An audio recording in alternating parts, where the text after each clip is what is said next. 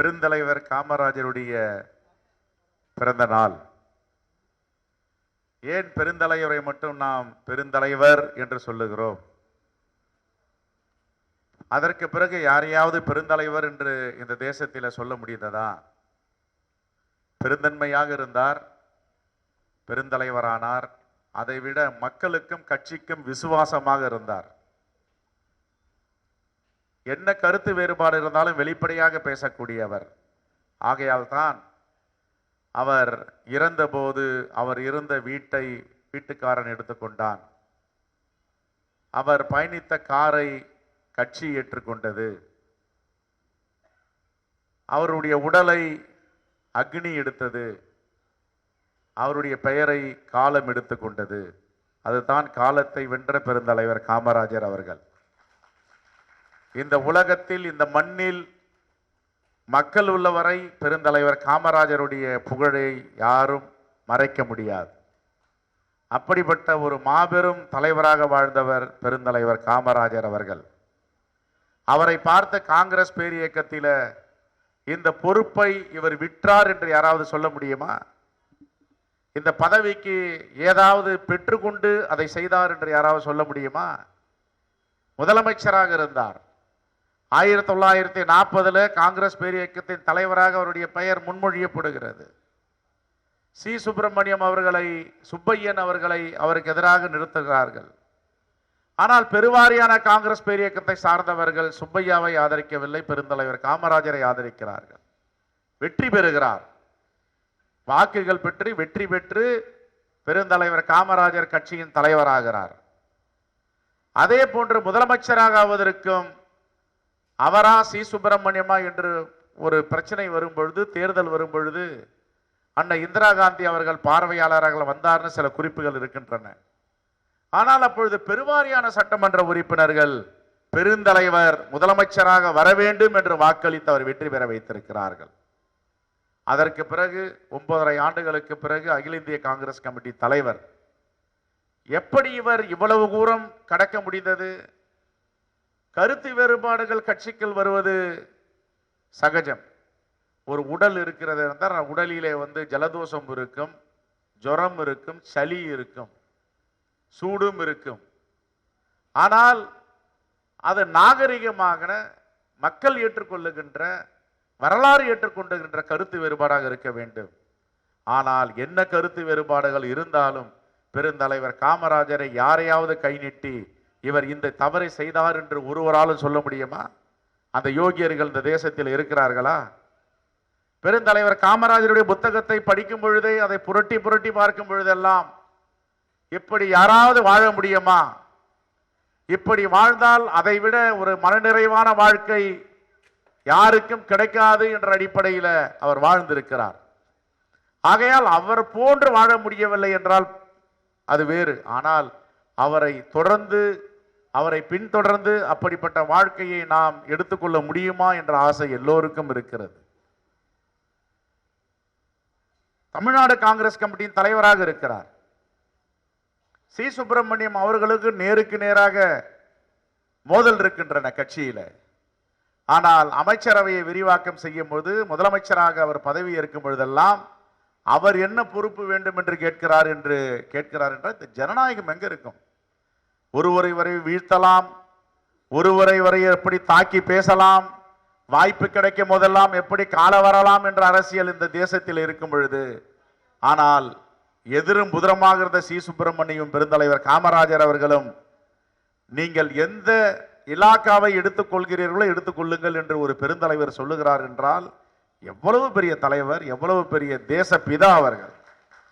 அப்படிப்பட்ட ஒரு மாபெரும் தலைவரை தான் எல்லாம் கருப்பு காந்தி என்று அழைக்க ஆரம்பித்தார்கள். அப்படிப்பட்ட காங்கிரஸ் கட்சியில நான் ஒரு நொடியும் காலையில் எழுந்துக்கும் போது யோசிப்பது, யாரும் மனநோகாமல் நடந்து கொள்ள வேண்டும்.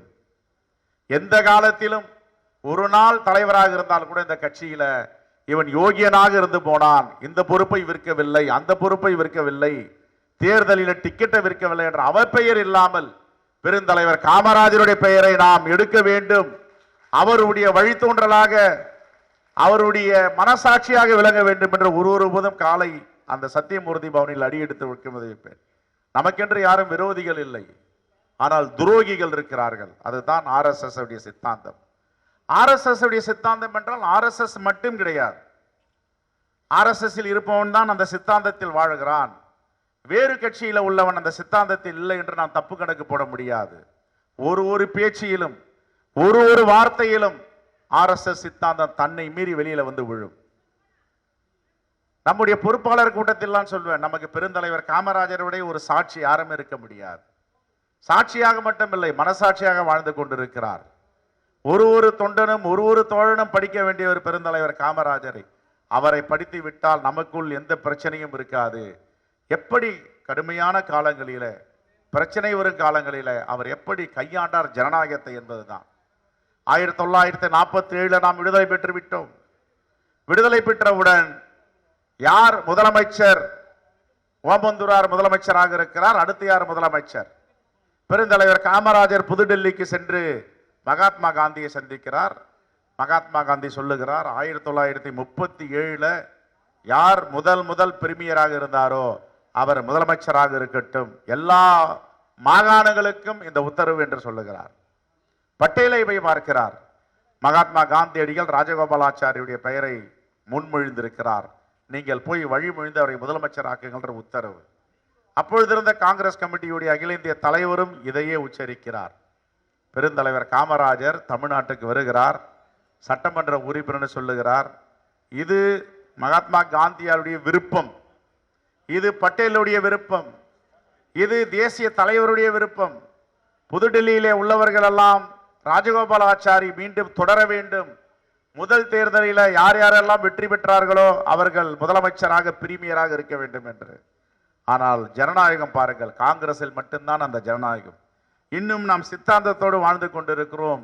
நான் காங்கிரஸ்காரன் என்பதில் பெருமை அடைகிறோம் என்றால் பெருந்தலைவர் காமராஜர் சொன்னார், டெல்லியில் உள்ள தலைவர்கள் எல்லாம் ராஜகோபாலாச்சாரி முதலமைச்சராக வர வேண்டும் என்று விரும்புகிறார்கள். ஆனால் நான் சொல்லுகிறேன், யார் வந்தாலும் சரி பரவாயில்லை, ஆனால் ஜனநாயகம் வெல்ல வேண்டும், நீங்கள் முடிவெடுங்கள் என்று. ஆனால் அந்த முடிவு எப்படி ஏற்பட்டது? ராஜகோபாலாச்சாரியால் முதலமைச்சராக வர முடியவில்லை. இது யாருடைய விருப்பம்? டெல்லி தலைவருடைய விருப்பம். ஆனால் ஜனநாயகம் எங்கே வென்றது காங்கிரஸில் அப்படின்றால், பெருந்தலைவர் காமராஜருடைய தலைமையில் அங்கே பிரகாசம் என்பவரை, ஆந்திர கேசரி பிரகாசத்தை எல்லோரும் வாக்களித்து தேர்ந்தெடுக்கிறார்கள். இது எப்படி சாத்தியம்? இந்த உலகத்தில், இந்த தேசத்தில் எங்கேயாவது ஜனநாயகம் வென்றிருக்கிறது என்றால் அது பெருந்தலைவர் காமராஜருடைய தலைமையில் தமிழ்நாட்டில் தான் வென்றிருக்கிறது. அதற்காக மகாத்மா காந்தியடிகளோ டெல்லியில் உள்ள தலைவர்களோ கோபம் அடையவில்லை. இது ஜனநாயகத்திற்கான கட்சி. ஜனநாயகத்தை நாம் ஆதரிப்பவர்கள். மக்கள் ஏற்றுக்கொள்ளவில்லை, பிரகாசத்தை ஏற்றுக்கொண்டார்கள். அவர் முதலமைச்சராக இருப்பதில் எங்களுக்கு எந்தவித தயக்கமும் இல்லை என்று கட்சி பணியை அன்றிலிருந்து தொடங்க ஆரம்பித்தார்கள். எதற்காக அதை குறிப்பிடுகிறேன் என்றால், ஜனநாயகம் வாழ்ந்தது, பேச்சுரிமை இருந்தது, கருத்துரிமை இருந்தது, எல்லா உரிமைகளும் இருந்தது. அப்பொழுது அவர்கள் சொன்னார்கள் என்று இவர்கள் நிறைவேற்றவில்லை, அதை நிறைவேற்றவில்லை என்று இவர்களை யாரும் தண்டிக்கவில்லை, தவறாக பேசவில்லை. அதுதான் காங்கிரஸ் பேரியக்கம். இந்த சித்தாந்தமும் இந்த கொள்கையும் இந்த கோட்பாடும் உலகத்தில் எந்த கட்சியில் இருக்கிறது? காங்கிரஸ் பேரியக்கத்தில் மட்டும்தான் இருக்கிறது. நாம் பெருந்தலைவர் பெருந்தலைவர் என்று சொல்லுகிறோம். எதற்காக பெருந்தலைவரை பற்றி பேசுகிறோம்? ஆட்சியை ஒப்பிட்டு பேசுகிறோம். எதற்காக பேசுகிறோம்? பெருந்தலைவர் காமராஜருடைய ஆட்சி காலம் என்பது பொற்காலம். அதைத்தான் முத்தமிழர் கலைஞர் சொன்னார், என்னுடைய ஆட்சியும் பெருந்தலைவர் காமராஜருடைய ஆட்சி தான் என்று. அதில் என்ற மாற்று கருத்தம் யாருக்கும் இருக்க முடியாது. யார் யாரெல்லாம் தமிழ்நாட்டில் நல்லாட்சி செய்கிறார்களோ, மக்களை அரவணைக்கிறார்களோ, அந்த ஆட்சியெல்லாம் பெருந்தலைவர் காமராஜர் ஆட்சி என்பதில் எங்களுக்கு மாற்று கருத்தே கிடையாது.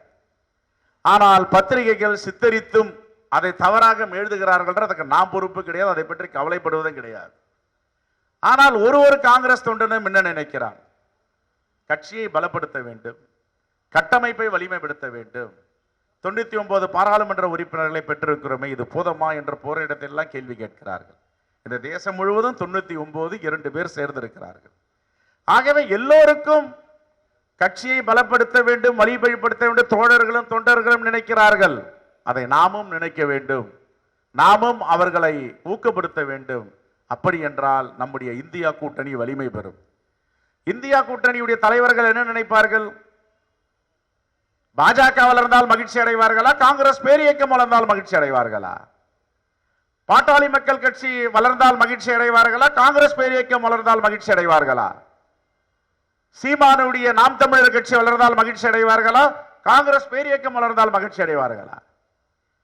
பெருந்தலைவர் காமராஜருடைய கனவு இந்த கட்டமைப்பை வலிமையாக வைத்திருக்க வேண்டும். இரவும் பகலாமாக உழைத்து தன்னுயிரை இந்த ஜனநாயகத்திற்காக கொடுத்து விட்டு சென்றிருக்கிற ஆத்மா நம்ம எல்லாம் இவன் பணியாற்றவில்லை, பொறுப்பை வாங்கி கொண்டு உட்கார்ந்து கொண்டு இருக்கிறான் என்றால் அந்த ஆன்மா நம்மை மன்னிக்குமா என்ற தினம் தினம் நாங்கள் யோசித்து பார்த்து கொண்டிருக்கிறோம். ஆகையால் தான் இரவும் பகலமாக எப்படியாவது இந்த கட்டமைப்பை வலிமைப்படுத்த வேண்டும். நம்முடைய தலைவர் பெருமக்களுடைய ஆலோசனை பெற்று தொடர்ந்து பயணத்தில் நாம் ஈடுபட்டு கொண்டிருக்கிறோம்.